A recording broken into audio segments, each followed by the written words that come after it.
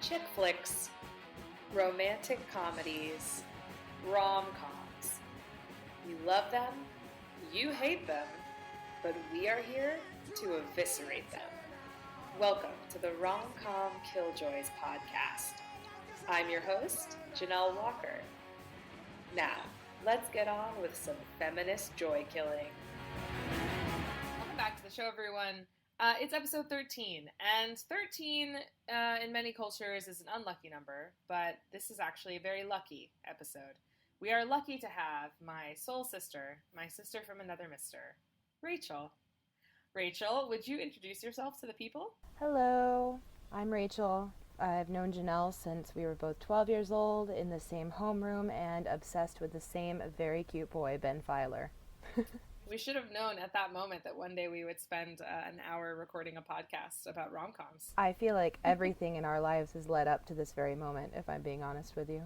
It bodes well. It really bodes well, I think. It truly does. I agree wholeheartedly. And the film that we're talking about this week was one that Rachel brought to my attention that I really hadn't considered as a rom-com, but the deeper I looked into it, it actually meets the requirements for a rom-com on many levels, not only just formulaically, but also in terms of its themes. It is a film about a woman who is on supposedly a journey to self-discovery, supposedly a journey to self-empowerment, and in the end she ends up with a guy of her dreams?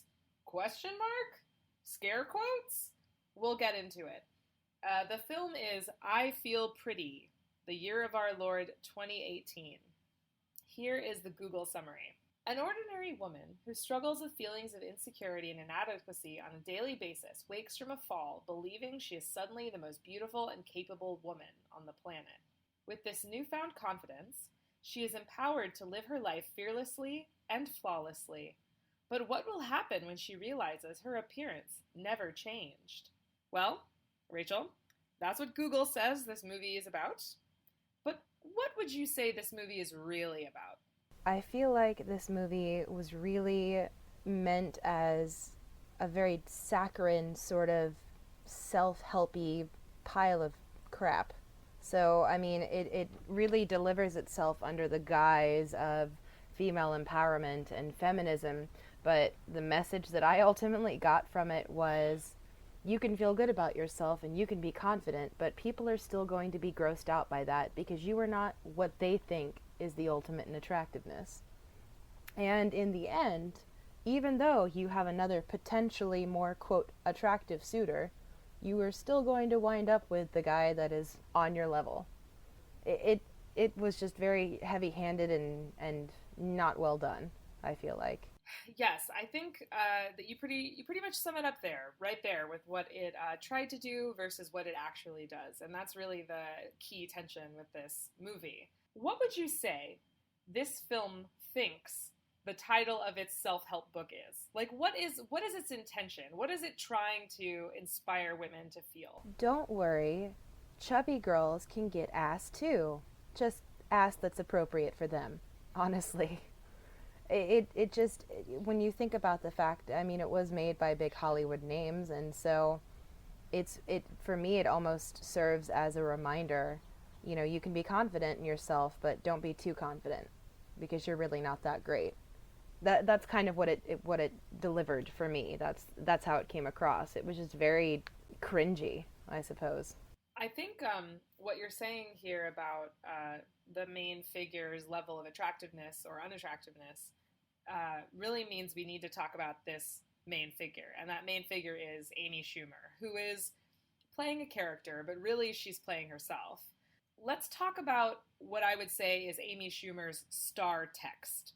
And when I say star text, what I'm talking about is not the work that she's done, but really the reputation and the image that she puts forward as a public personality. So, Rachel, if you had to describe Amy Schumer, stand-up comedian, writer, actress, how would you describe her? In a word, irritating. I feel that in her quest to be kind of a feminist figure, she's very heavy-handed and extreme with it. I feel like her, much like the movie, her whole self or her whole image, it kind of gets lost. Her message gets lost in the fumbling heavy-handedness of her execution. Some of her jokes about females and body issues, things like that. You know, I understand what she's trying to do. She's just not doing it very well.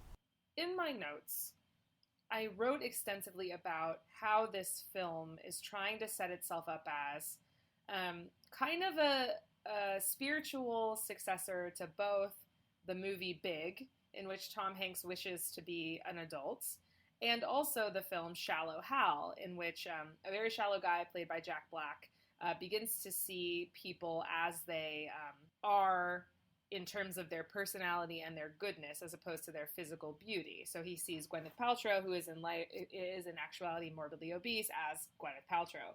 But this movie is doing sort of the inverse of that, where Amy Schumer's character hits her head, makes a wish, and she believes herself to be beautiful. Now, what's difficult about that is that the film very slyly tries to play it both ways. It, one, tries to suggest that she's simply more confident, but also simultaneously suggests that, two, she actually believes she physically looks different.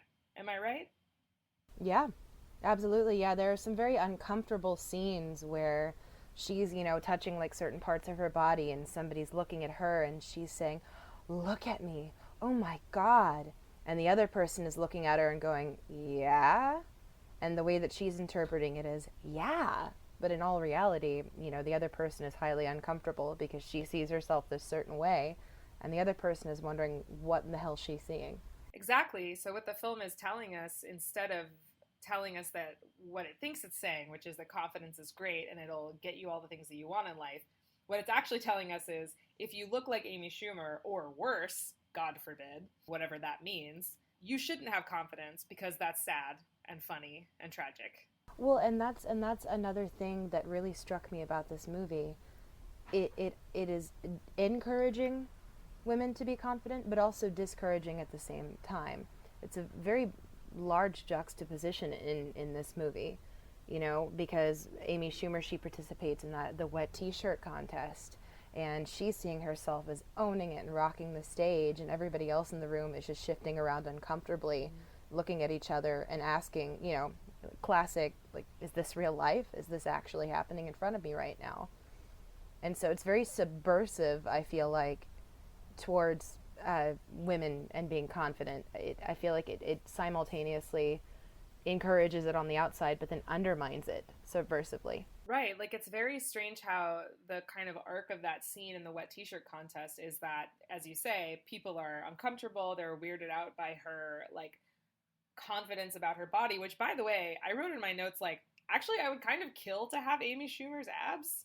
She actually looks, like, great. I thought it's a very weird moment when, you know, you're looking at a screen and seeing someone who looks like you know, like a normal person, and seeing people treat them as if they're some sort of sideshow freak. As if they're repugnant.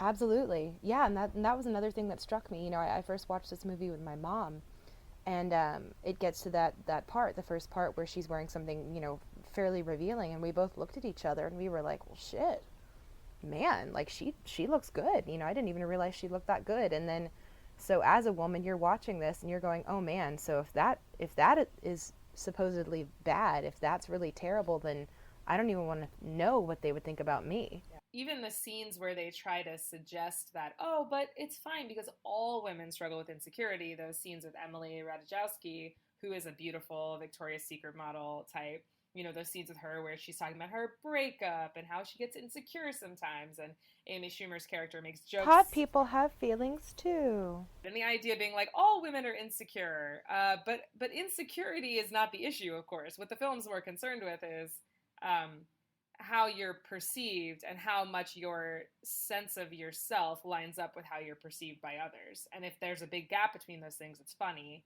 That seems deeply unfair. I absolutely agree with you. What do you think is like the most detrimental part of this movie? What do you think was the most harmful point in this movie? I thought a lot about moments like with you and your mom where I felt myself and my own physical form being indicted. So the scenes I think where she stands in the mirror and she's looking at her body, there's two scenes. The first is before she bumps her head and she like takes off her clothes and we see her in her shapewear and her bra. looking at herself and feeling disgusted. And then we see another scene where she's looking at herself in the mirror, her body not having changed at all, but she's looking at herself and feeling great. Whereas that scene is supposed, or those scenes are supposed to make us feel like, oh, but see, if you were just confident, like you would feel so much better about your body. Instead, what it made me feel was, oh, wow, so I guess those moments where I feel cool about my body and how it looks, I'm being delusional. Exactly, and that's why I use the term subversive, because it's truly everything about it is so just sneakily subversive towards women, you know? And you hit on something amazing with the Emily Ratajkowski, whatever her last name is. It sounds like a sneeze. With her hot people, having feelings too, or even Michelle Williams' character, the beauty magnate woman, the one, who's, oh, look, hot people can be nice too. It's just everything about it is so heavy handed. And I feel like it's also dumbs things down. I felt dumber after having watched this, quote, cinematic achievement. Yes, it is kind of ironic that it's a film where the jokes are about someone having a huge gap between how they're perceived and how they think they're putting themselves out there versus how they are putting themselves out there, when that's the problem with this film, where the film thinks it is doing one thing and it is absolutely doing nearly the opposite. Oh, I agree. It's a gigantic pat on the back to oneself. We did such a good thing. Look at us. We made those chubby girls feel good about themselves. Let's go have a martini and do it missionary in the dark now.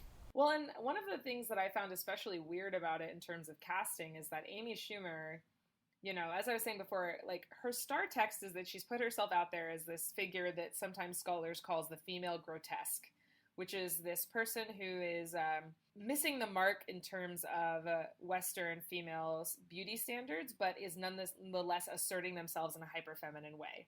And that is really kind of the persona that Amy Schumer has put herself out as, at least when this movie was being produced. So you have her as this main figure who we're supposed to believe is like so sadly, disappointing in her physical form for whatever reason. But then you have, A.D. Bryant playing one of her dear friends who identifies as a fat person. And they never address the fact that Amy Schumer's character, talking about how like hideous and grotesque she is, like might make her friends feel. And I just kept thinking about like, well, A.D. Bryant's character is right there, and she's fat and she's dating a really great guy who wears a great scarf. I mean, why aren't we talking about that contrast as a way to demonstrate how the way you carry yourself and the way you think about yourself makes a big difference? Did you notice that, so out of her two best friends, she's got A.D. Bryant and then Busy Phillips. Mm-hmm. Busy Phillips was the far more talkative, more upfront one. And I feel like Amy Schumer is kind of, the balance in between those two. A.D. Bryant is the most quiet one. Did you notice, like, out of the three of them, Busy Phillips is the one in the best shape, and then you got Amy Schumer in the middle, and then you got A.D. Bryant. And so I feel like as the biggest person in that trio, she is literally the least relevant. Like, they give her the least amount of personality. That's interesting. I hadn't noticed that. And I think that is another subversive message. The bigger you are, the less you matter in the overall storyline. That leads me to a topic that I'm hoping we can get into, which is a little phrase I like to call empowerment feminism, also known as corporate feminism. Because something I noticed as I left this movie was, holy shit.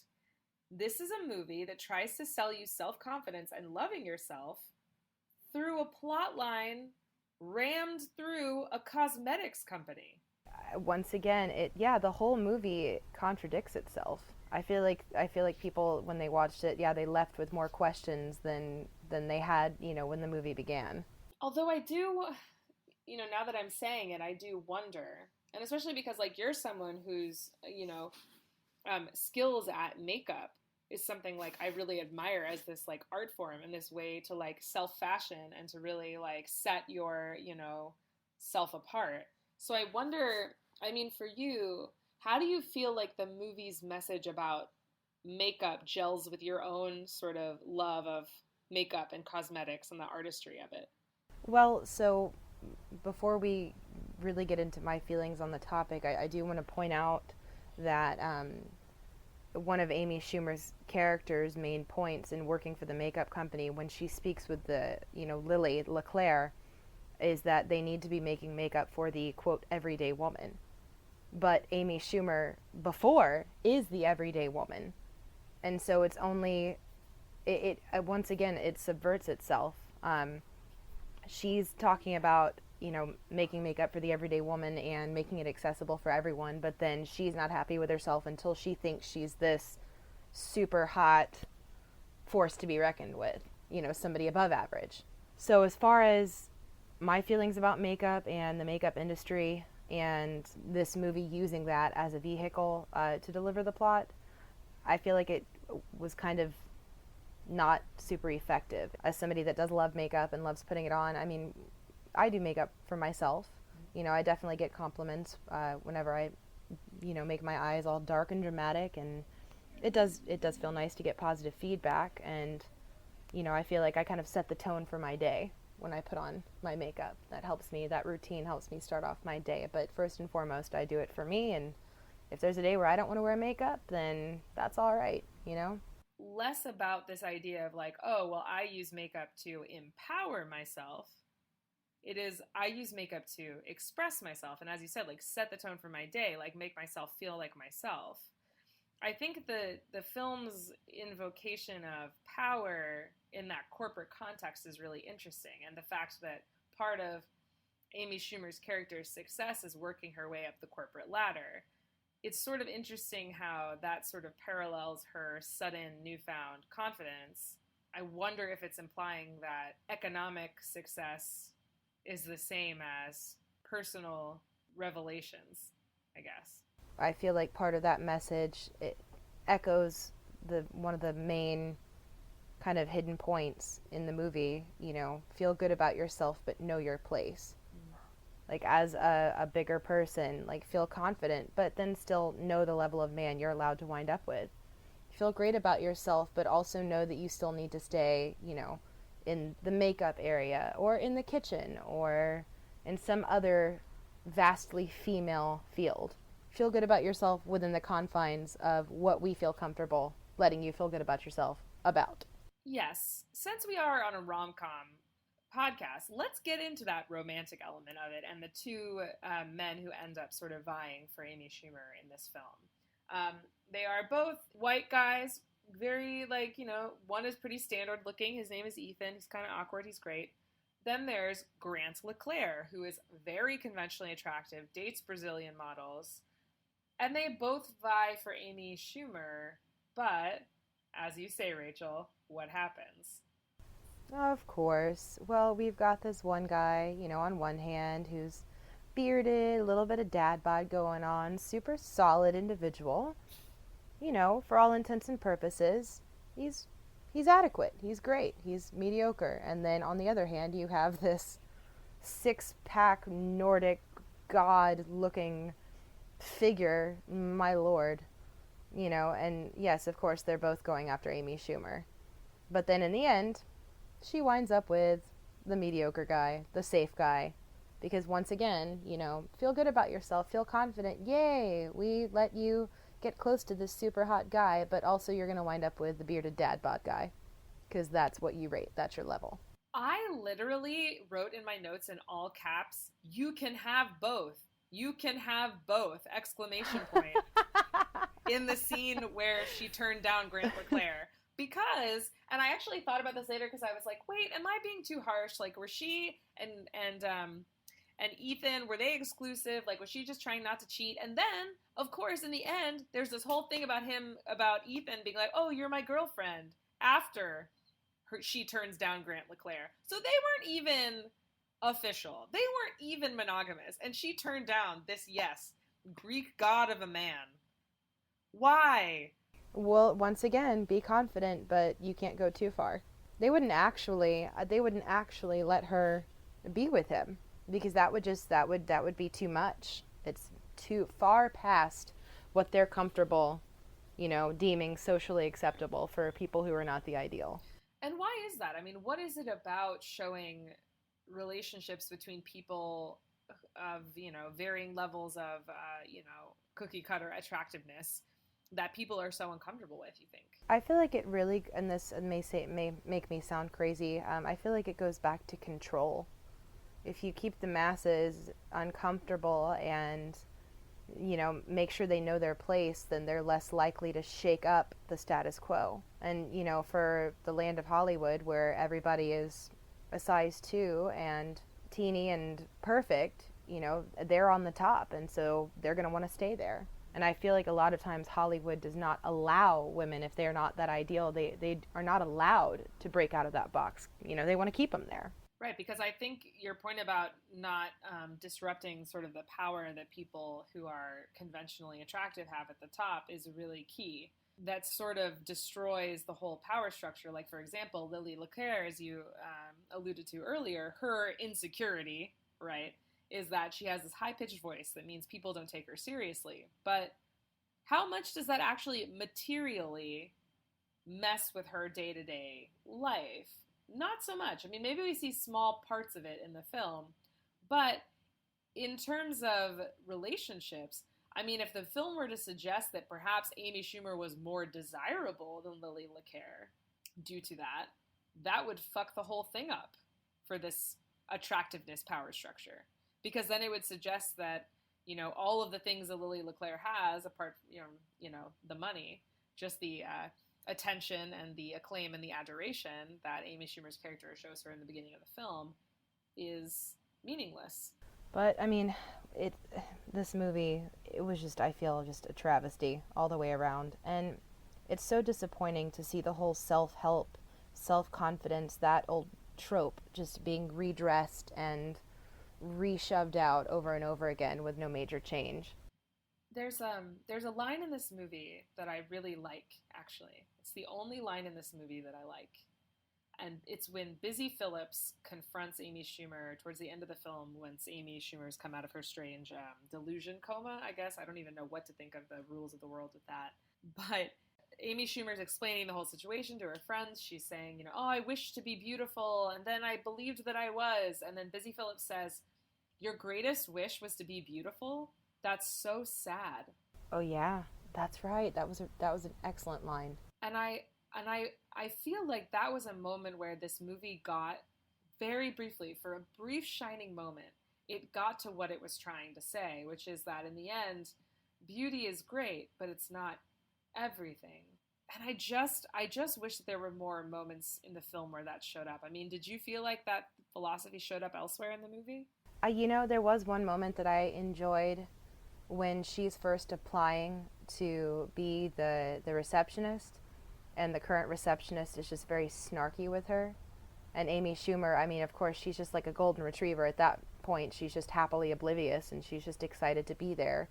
And it just is very disconcerting to the receptionist, and she just doesn't know how to handle it. And seeing that, like, very obviously bitchy person just distinctly uncomfortable, that made me so happy. And I feel like that was a good moment in the movie. That is where I think the movie didn't mean to make a point about the plot, but it did. Seeing somebody confident in their own skin does make those at the top uncomfortable. And that's where I don't think it meant to make that point, but it did beautifully. Yeah, that reminds me too of in the wet t-shirt scene, as much as it had so many problems to it, one of the things that was interesting about it is that they made a point of showing that about halfway through her performance, she won the crowd over. They didn't allow her to win the contest, of course, for the reasons you've already stated about her not being allowed to topple the actual hierarchy of beauty, but the crowd loved her, and they were genuinely charmed and enchanted by her, and so was I. So I think you're right. Like, those moments where her confidence genuinely does, like, win people over or surprise them or, push them out of the way, those are the rare moments where this movie really succeeds. And she was, I mean, let's face facts, she was hands down adorable in the wet t-shirt scene. Adorable! It was great. It was fabulous. Yeah, it was great. And I mean, yes, she's Amy Schumer, and so there are a couple of eye roll sort of moments there, but still, yeah, she was great. I mean, but once again, though, subversively, and I've used that word so many times, I apologize, that can be explained away, though, her winning over the crowd. Well, there's alcohol involved, so beer goggles. What did you think about Ethan, her sort of dad bod boyfriend. There was one moment with him that I really liked, which was when they were having sex for the first time. She comes out all confident. She wants to have the light on while they have sex because she's like, yeah, look at me. I look hot and amazing. And he keeps trying to turn the light off. And she's confused about why. She thinks it's about her. And then he explains, like, no, I'm actually worried that you don't want to look at me. And that was an interesting moment to me too, in which the film again like gets so close to saying something interesting about like insecurity and men. I thought his character was probably one of the better executed characters in the movie. Definitely more well developed. I just, to be honest with you, I was inclined to not love him from the get-go because, you know, I was saying in the back of my head, like, well, Rachel, you know, that's who she's going to wind up with, of course.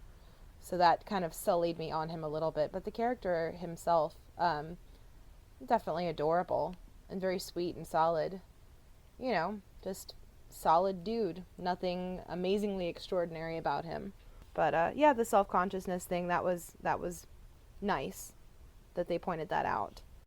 It's sort of hard, isn't it, how like we really want them to be able to show that, you know, someone unconventionally attractive and someone conventionally attractive can get together.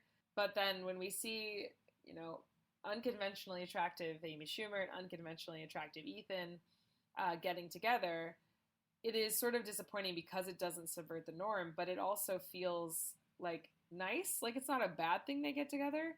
I don't know. It's so hard. How do you upturn the apple cart without, you know, making people feel sad? I guess. The age-old question: how to upturn the apple cart without depressing everyone? Well, I feel like you made an excellent point earlier.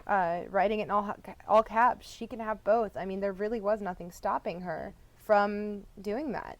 And even if it were simply just a night of quote unbridled lust with the Greek god, what the hell is wrong with that? Why couldn't she? We have the technology. And what a great thing that would have been to have happen in the film, you know, for her to have that experience. Yes, and then even to drive the point home further, to get up the next morning, pat him on the head and say, "All right, it was fun. See you around," and like sashay out the door, grabbing a piece of bacon off the breakfast tray as she went. My God, revolutionary. And yet somehow even in the year 2018, that was apparently too much for this particular screenwriter. Too much. Two screenwriters, two writers. One of them could not confront the other about what a stupid choice that was. You find Amy Schumer annoying. How do you think she feels when she goes home at night to her son and her husband, having made her career off of roles like this? Well, I imagine as she hits the remote control to open up her 17-car garage and parks her Audi number 2 next to Audi number 3 and BMW number 5 and has the maid take her coat at the door, I imagine she feels quite well about it. Corporate feminism strikes again. Oh, I'm sure she had that moment, you know, where she was talking to her agent and going, well, they really liked this, and she's saying to herself, oh man, I'm going to have to be like that all the time? Well, all right. A big enough check will convince people to do anything. I think it makes me sad for her and for other actresses who have to, at least in the earlier parts of their careers, essentially like tear their self-esteem, you know, out from end to end for the whole world to see, to make us laugh. Yeah, self-deprecation as your moneymaker. I think you can go one of two directions with it. You can either own the self-deprecation and just say, yeah, this is me, whatever, it's fine. Or you can own it and say, that's right, this is me, and I'm proud to be this way. I wonder how much she thinks about whether she's considering how the movies that she makes are both about her and also about all of us, right? Because these jokes that she's making about herself in these movies, we get implicated in. Because that's how these movies work, as these ideological machines. You know, we watch them and we get taught how we're supposed to think about ourselves and others despite it all. So it's not as specific as maybe she and others might think it is. As self-aware as people in Hollywood are, as aware you have to be of your body and, all the physicalities, I feel like because that is so important and is such a priority, people are not as emotionally self-aware. A lot of the intricacies of all of that, I feel like the socio-emotional aspects get lost because, it's literally drilled into your head that if you do not have this body, if you are not conventionally attractive, then you have nothing. Until you become the VP of a cosmetics company, and then you have everything again. All is well. This is about the time that we need to start to wrap up and do our thing. It is the time in the show where before we wrap up and do our final ritual of this spooky 13th episode, to thank our Patreon sponsors who continue to be amazing and awesome and support the show. They are Bob, Esther, Emily, Sean, Robert, and Tim. I can do that off the top of my head. Kia. Thank you so much for everything you do for the show, for me, for Eliza, for all of us here. We literally couldn't do it without you. Thank you for supporting my sister from another mister. She is awesome, and so are you. Now is the time in the show where we offer up our antidotes, our recommendations to cure all that ails you after watching these painful movies. Rachel, what is your antidote for I Feel Pretty? My antidote for I Feel Pretty is a book called Ella Enchanted by Gail Carson Levine, and it is a classic, great retelling of the Cinderella story, but so it centers around Ella, and Ella was given a quote gift by a fairy when she was a baby, and the fairy gave her this gift of obedience. No matter what, Ella always has to do what people tell her. And so the book is this great, amazing journey of self-discovery, of her finding love, and I don't want to spoil it, and it's a young adult book, but it's fabulous and great and really teaches the lesson of loving yourself and finding your inner confidence and breaking down barriers. It's a fabulous book. I highly recommend it. My antidote for I Feel Pretty, it's a two-hander actually, with regards to women who are not considered conventionally attractive by Western beauty standards, marrying super hot guys. It made me think about an article in The Guardian from 2015 by the writer Lindy West, who's maybe best known now for the TV show Shrill. She has an article in The Guardian that's called "My Wedding Was Perfect and I Was Fat as Hell the Whole Time." And it's a beautiful article where she reflects on meeting her husband and her insecurities about being a fat woman, marrying a more conventionally attractive man, and having a badass time and looking frankly amazing. And her wedding photos are absolutely incredible and are worth looking at even if you don't read the article. But my second recommendation, antidote, is actually a play. Might be our first play recommendation here on the podcast. It's a play called Bachelorette by one of my favorite playwrights, Leslie Headland. And Bachelorette is a story about three friends who are attending the bachelorette party of their friend who is fat, who's getting married to a great, successful guy. And she doesn't appear until the very, very end of the play. So the whole play is basically about her three bitchy friends talking shit about her. And the play, as it progresses, really demonstrates how culture gears us, even as women amongst ourselves, to tear each other down based on this horrible hierarchy of attractiveness that eats us alive from the inside. So just a little bit of light play, Bachelorette by Leslie Headland. That's my recommendation. All right, well, Rachel, thank you so much for being on the show. I'm so glad you're here. Thank you for having me. It was a lot of fun. Thank you. Yay. Okay, Eliza. Thank you for listening to the RomCom Killjoys podcast. If you liked this episode, make sure to follow us on Facebook and Instagram at RomCom Killjoys. And if you'd like to support us further, you can become a patron at patreon.com/RomComKilljoys to gain access to exclusive bonus content. Our theme song is Lady Slut Hitchhike Love by the band A Giant Dog. And the song you're listening to now is a cover of one of my favorites, Baby Love, by Colin Langanis. Remember, Killjoys, don't let anyone kill your joy. Not a rom-com, not me, not anyone. See you next time.